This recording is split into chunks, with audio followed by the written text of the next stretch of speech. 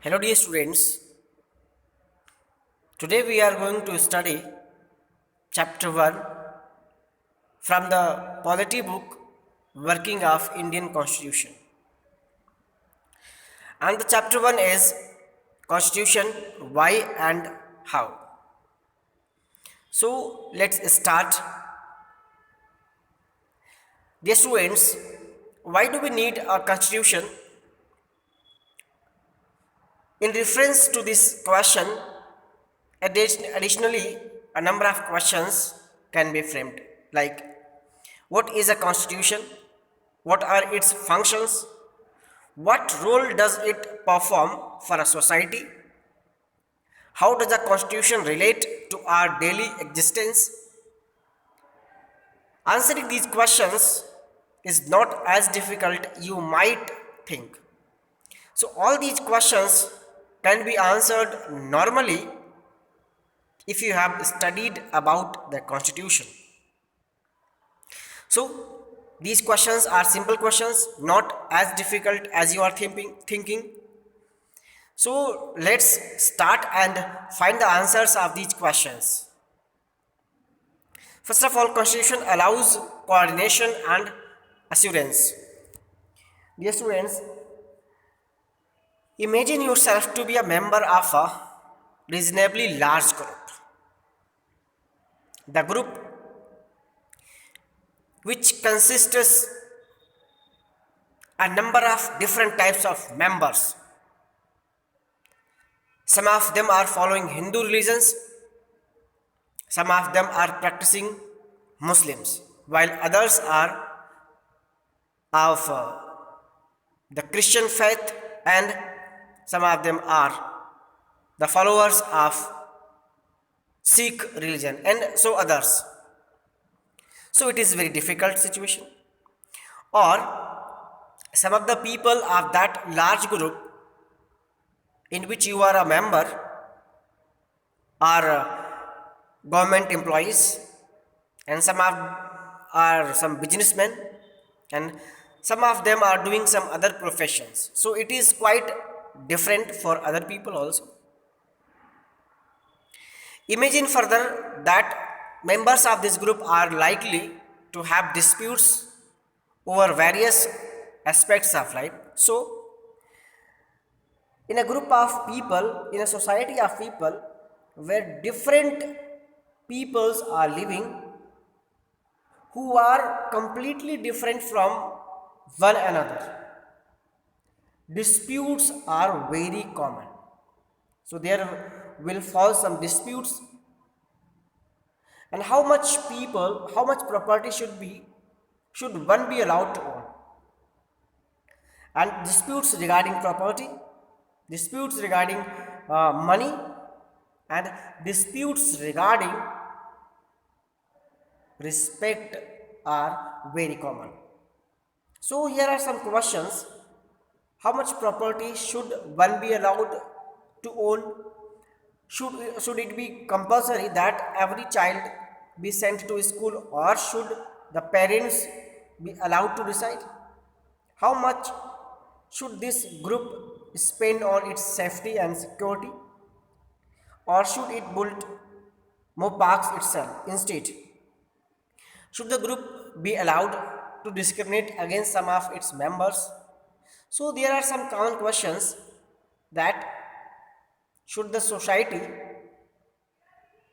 be given the right to spend on its security, or it be given the right to make some more parks, or the children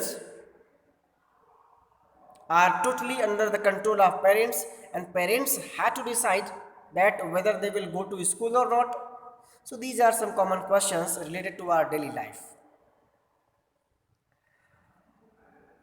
Every question will elicit a variety of answers from different people. So all these questions have different answers, and answers vary person to person, because all the persons think differently. Some will answer different way, someone will answer in different way. So answers will not match and they will be completely different from one another. But for all their diversity, this group has to live together. Though this group is completely diverse, but they had to live with all together. They depend upon each other in various ways, and they are depend on each other in various ways. They are even they are helping to each other in their day-to-day life. They require the cooperation of each other, what will enable the group to live together peacefully. So all these things are done in a society, although there are some differences. One may say that perhaps members of this group can live together if they can agree on some basic rules. So one may can say that the members of a large society, of large group, when they are different in every respect, can live all together when they frame some basic rules and also follow these rules. Why will the group need certain basic rules? Think of what would happen in the absence of some basic rules. So here are some more questions. Why this society needs some basic rules, or what would happen in the absence of those basic rules? Are those basic rules necessary for the security of everyone, or they have to do some other things? So all these things happen in our society, and finally what happens? Think of what would happen in the absence of some basic rules. Every individual would be insecure simply because they would not know what members of this group could be each other, could do each other. Who can claim rights over what? Any group will need some basic rules that are publicly promulgated and known to all members of that group to achieve minimum degree of coordination. So in the absence of some common rules, some basic rules, everybody will feel insecure from other members. Everybody will think that any other member can claim over his property. So for the proper cooperation, for the minimal degree of coordination, some basic rules are necessary. But these rules must not be known, they must also be enforceable. And the rules, the basic rules which are made by a society, must be known to every member of that society. And every member of that society must be well familiar with that with those rules, and those rules must be strictly enforced in that society. If citizens have no assurance that others will follow these rules, they will themselves have no reason to follow these rules. Saying that the rules are legally enforceable gives an assurance to everybody that other people will follow these. For if they do not do so, they will be punished. Because when we believe that the rules are forcible, and if one is not following any rule, then one will be punished, then other people naturally follow that rule. But anyhow, if we know that other people are not following the rules, then we naturally do not follow those rules. And if there is any enforceability for those rules, then people, for the sake of punishment, follow the rules. So the first function of constitution is to provide a set of basic rules that allow for minimal coordination amongst members of society. So the first function of our constitution is to provide a set of basic rules that allow the minimal coordination amongst members of our society. So constitution is a written book that provides some basic rules to the Indian society for attaining minimum coordination amongst members of the society. So, all the disputes occurring in day to day life, all the differences occurring in day to day life must be pacified and must be resolved with the help of those basic rules. And next, what is there is an activity you have to do it yourselves. Specification of decision making powers. A constitution is a body of fundamental principles according to which a state is constituted or governed. A constitution is a body of fundamental principles which proves the basis of any government or any rule, and the government framed in that state governs according to the basic rules of constitution. But what should these fundamental rules be, and what makes them fundamental? Well, the first question you will have to decide is who gets to decide what the laws governing the society should be. So there are again some question. If we make some rules for the better coordination in the society, then who will make those laws? Who will be responsible for making those laws? There are quite differences. Suppose you want rule X but others want rule Y. So there will be difference between you and other people, and no rules will be followed in that condition. How do we decide those rules or preferences should govern us? So there is a question how we can decide rules or preferences should govern us. We should be governed by rules or not, or by preferences.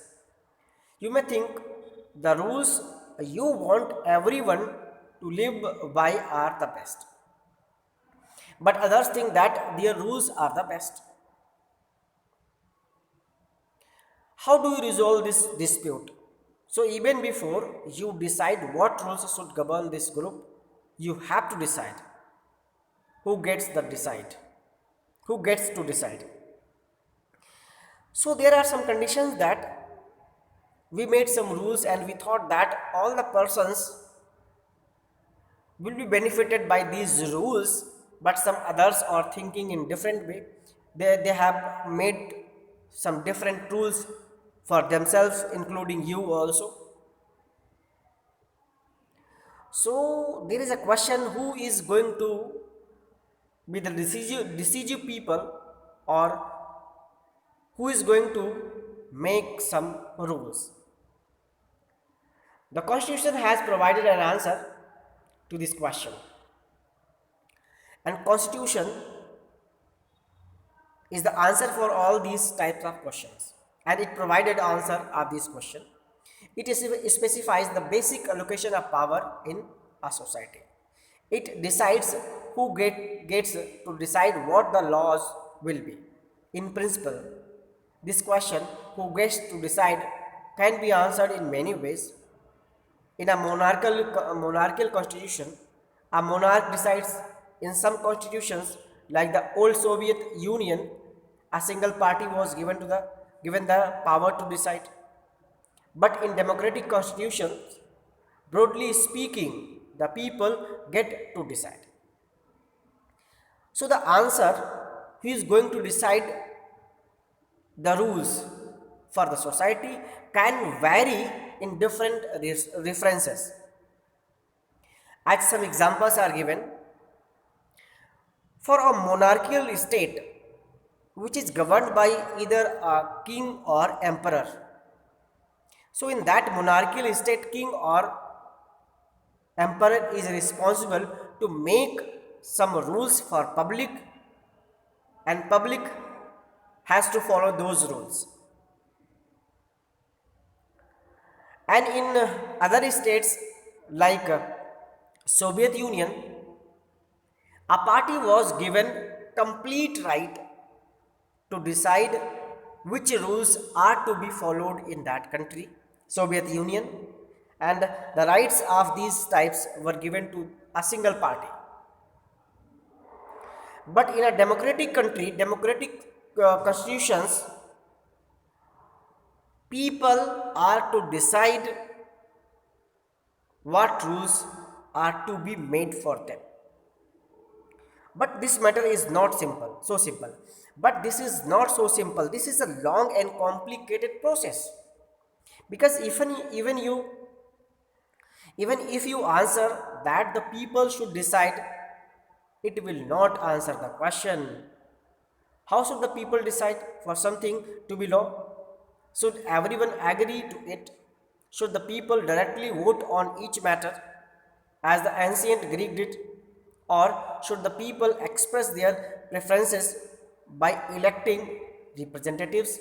But if the people act through their representatives, how should these representatives be elected? How many should there be?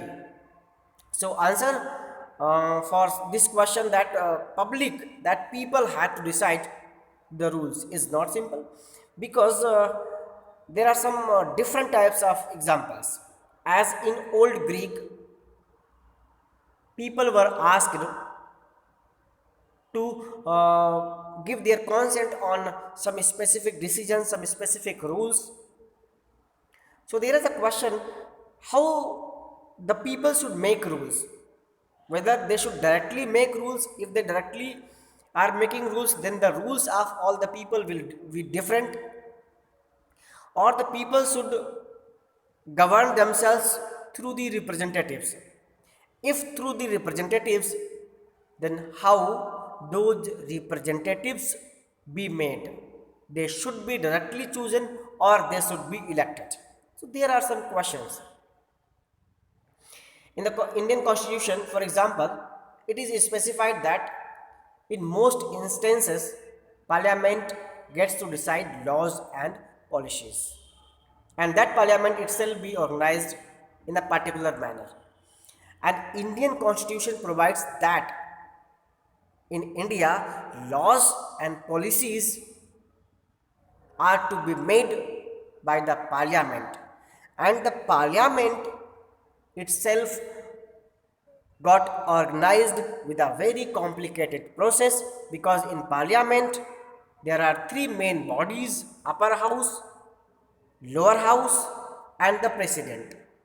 Upper house is a permanent house, and lower house is rearranged, reorganized in the time span of 5 years, and the president also can be changed after 5 years. So this is a complicated process, but Indian Constitution provided a very clear approach, neat and clean rules for all these complicated situations. Before identifying what the law in any given society is, you have to identify who has the authority to enact. So before making the laws for any society, we have to decide who has the authority to make any law enforced, or who has to who has the authority of enacting any law. In Parliament has the authority to enact laws. There must be a law that bestows this authority on Parliament in the first place. So the Parliament is responsible, and the Parliament has authority to make any law enacted in either in the whole country or in any specific state or specific region. And this power is bestowed upon the Parliament by the Indian Constitution. This is the function of Constitution. It is an authority that constitutes government in the first place. So the Indian Constitution gives authority to frame the government. That is the first priority. The second function of the constitution is to specify who has the power to make decisions in society and decides how the government will be constitution. So here is the second function of Indian constitution, that is to decide to decide who is to specify to have the power to make decisions in a society and who has the power to make any rule framed by parliament to be enacted in the whole country or in any particular place in particular region in the country. So dear students, in today's class we studied about two major functions of Indian constitution. In next class we will study the next functions of Indian constitution. Till then, keep learning and watch all the videos completely from the very beginning to the end. Thank you for watching this video.